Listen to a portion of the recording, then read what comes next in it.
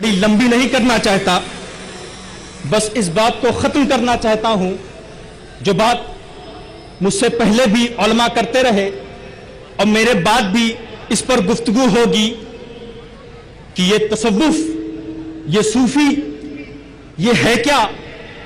تو علماء نے اور صوفیاء نے اکثر فرمایا تصفیۃ القلوب و اتباع النبی فی الشریعہ، کہ دل کو صاف کرو اور مصطفیٰ کی اطاعت کرو۔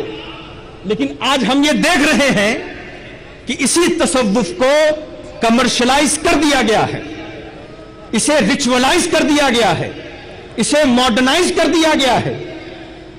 اور تصوف ہے کیا؟ دوستوں، میں بڑی مختصر میں آپ تک ایک بات پہنچانا چاہتا ہوں اور بڑی ذمہ داری کے ساتھ، یہاں علماء بھی بیٹھے ہیں، مشائخ بھی بیٹھے ہیں، اس بات پر غور کریے گا کہ اپنے اصول و شرائط کے ساتھ، اپنے اصول و شرائط کے ساتھ تصوف زیارت قبور کا نام ہے، تجارت قبور کا نام نہیں۔ سبحان اللہ، سبحان اللہ، سبحان اللہ۔ تصوف کس کا نام ہے؟ زیارت قبور کا نام ہے، تجارت قبور کا نام نہیں۔ اور وہاں سے مجھے سند بھی مل گئی جو میں بات کہہ رہا ہوں، حضور غازی ملت نے تھمز اپ کر دیا، میرا کام ہو گیا۔ آپ سن لیجئے، تجارت قبور اور زیارت قبور میں فرق ہے۔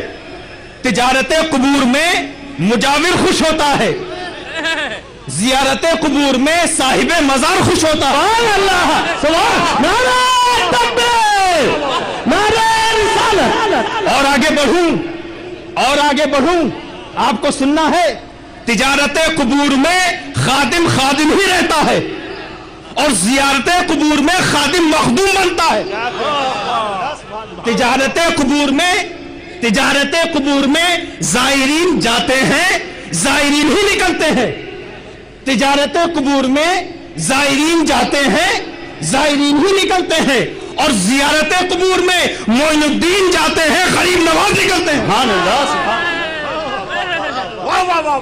جناب، تصوف جو ہے اپنے اصول و شرائط، نعرہ تکبیر، نعرہ رسالت۔ یہ زیارت قبور کا نام ہے، اسے تجارت قبور نہ بنائیے۔ اور ایک بات بتا دیں، جب ہمارے علماء، ہمارے مشائخ، جب ان کی الا ماشاءاللہ، میں سب کی بات نہیں کرتا اور کوئی اپنے دل پہ بھی نہ لے، میں اپنی اصلاح کر رہا ہوں، اللہ مجھے اس راستے پر چلنے کی توفیق عطا فرمائے۔ میں کسی کی اصلاح نہیں کرتا اور نہ میرے میں طاقت و قوت ہے، اصلاح کرنے والے یہاں موجود ہیں۔ حقیقت کی بات یہ ہے کہ جب ہمارے علماء اور مشائخ ان کی اصلاح کرتے ہیں جو دنیا دار لوگ ہیں، جنہوں نے تصوف کا صرف لباس پہنا ہے۔ اسی لیے تو ہمارے دادا حضرت مفکر ملت علامہ سید حسن مصنع انور بڑی پیاری بات فرماتے تھے کہ ہم نے کیا کیا ہے، اپنے بزرگوں کا ملبوسات تو لے لیا، صفات چھوڑ دی ہے۔ یعنی غوث اعظم کی پگڑی تو ہم پہنتے ہیں، فکر نہیں ہے۔ غریب نواز کی صدری تو ہے، غریب نواز کا دل نہیں ہے۔ آپ دیکھیں نا، اعلیٰ حضرت کا جبہ تو ہے، اعلیٰ حضرت کا کردار نہیں ہے۔ تو ہم نے لباس تو پہن لیے، صفات کو صاحب مزار کے ساتھ دفنا دیا۔ دوستوں اور بزرگوں، تصوف صفات کا نام ہے، لباس کا نام نہیں۔ اگر صرف پگڑی پہننے کا نام تصوف ہے، اور اگر صرف پگڑی پہننے سے، غور کریے، صرف پگڑی پہننے سے کوئی صوفی ہو جائے تو پنجاب میں ہر گلی میں 55 صوفی ملیں گے۔ تصوف یہ ہے کہ شریعت کی پابندی ہو۔ کس کی پابندی ہو؟ شریعت کی۔ اور جب ہمارے علماء اور یہاں پر اسٹیج پہ بیٹھے مشائخ جب ان کی اصلاح کرتے ہیں تو وہ کہتے ہیں جناب آپ نہیں جانتے، ہماری اصلاح کر رہے ہیں، ہم فلاں گدی کے جانشین، فلاں گدی کے نشین، فلاں گنبد ہمارے قبضے میں، فلاں مینارہ ہمارے قبضے میں، ہم ہی مرکز ہیں۔ تو مرکز عقیدت تو ہر مرید کے لیے اس کی پیر کی مزار ہے۔ مرکز عقیدت، مرکز اہل سنت۔ دوستو، مرکز کی جب بات آئے گی تو مرکز کا تعلق بڑی ذمہ داری کے ساتھ، آپ دیکھ لیجئے، صدیق اکبر جس گدی پر بیٹھے تھے اس سے بڑی گدی کوئی ہوگی؟ آپ بتائیے، جو رسول کے خلیفہ ہو۔ کس کے خلیفہ ہو؟ اور کیا فرماتے ہیں؟ اطیعونی मा आतातुल्लाह व रसूलहु, मेरी इताअत करो उस वक्त तक जब तक मैं अल्लाह और उसके रसूल की इताअत में हूं। यानी सिद्दीक़ अकबर ने मरकजियत का एक नया मफहूम बताया। मरकज न कोई शख्सियत है न कोई गद्दी, मरकज अहले सुन्नत खुद कुरान और सुन्नत है। अब जहां जहां कुरान और सुन्नत वही मरकज अहले सुन्नत। अब आप ये ना कहिए कि मैं फलाह का जानशीन या सज्जादा नशीन हूं या गद्दी नशीन हूं। हैं आप सर आंखों पे। मैं तो अक्सर कहता हूं सूफी वो नहीं जिसे गद्दी बुलंद कर दे, सूफी वो है जिस गद्दी पे बैठ जाए गद्दी को बुलंद कर दे। अल्लाह सुभान अल्लाह, वो सूफी होता है। देखते रहिए जनाब। अब आप देखते क्या मरकज को क्या पता, इसीलिए मरकज अहले सुन्नत गुंबद तक महदूद नहीं है, न मीनारे तक महदूद है, न गद्दी तक महदूद है, न तख्त तक महदूद है। मैं आपसे कह दूं मरकज अहले सुन्नत अगर आपको ढूंढना है तो 61 हिजरी में मरकज अहले सुन्नत 61 हिजरी में न किसी गुंबद के नीचे था, न किसी मीनारे में था, न किसी तख्त में था। मरकज अहले सुन्नत 61 हिजरी में करबला के मैदान में हुसैन का मुसल्ला था। सुभान अल्लाह। जनाब आप किस मरकजियत की बात करते हैं। और इसीलिए दोस्तों और बुजुर्गों ये मरकजियत की बात है। हम कुरान और सुन्नत, और तसव्वुफ भी कुरान और सुन्नत का ही नाम है। किसका नाम है? कुरान और सुन्नत का नाम है। आप शरीयत की पाबंदी करिए, आप भी हमारे सर पर, आप हमारी आंखों पर, जो भी हो शरीयत का पाबंद हो उसे सूफी कहते हैं। हजरात मैं अपनी बात को खत्म करना चाहता हूं। हुजूर शेख तरीकत ने जिस दारुल उलूम की बुनियाद 1968 में रखी, दारुल उलूम दीवान शाह, आज उसके 50 साल हो चुके हैं।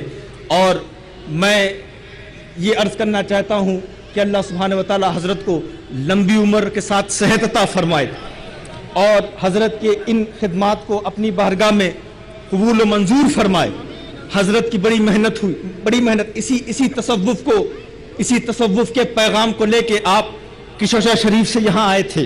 साथ में कुछ ना था, एक बूढ़ी माँ थी, एक जौजा अकेले आ गए, कुछ कपड़े थे हाथ में, कुछ ना था, कुछ कपड़े थे हाथ में, न पैसा न कौड़ी न दौलत। एक कमरे में 22 साल गुजार दिया, एक कमरे में 22 साल गुजार दिया। मुझसे अक्सर लोग पूछते हैं, मैं अक्सर कहता हूं कि शेख तरीकत लिखना आसान है, बनना बड़ा मुश्किल है। लिखना आसान है, बनना बड़ा मुश्किल है। शेख तरीकत बनने के लिए मैं आपको बताऊं, शेख तरीकत बनने के लिए गौस व ख्वाजा निज़ाम व अशरफ का करम चाहिए, मुहद्दिस आज़म हिंद की दुआ चाहिए। शेख तरीकत बनने के लिए मजूब इलाही सैयद मोहम्मद अशरफ की रूहानियत चाहिए। शेख तरीकत बनने के लिए हुजूर गाज़ी मिल्लत का साथ चाहिए। शेख तरीकत बनने के लिए अल्लामा कमरुज़्ज़मा आज़मी जैसा साथी चाहिए। शेख तरीकत बनने के लिए दोस्तों हाफिज़े मिल्लत जैसा उस्ताद चाहिए।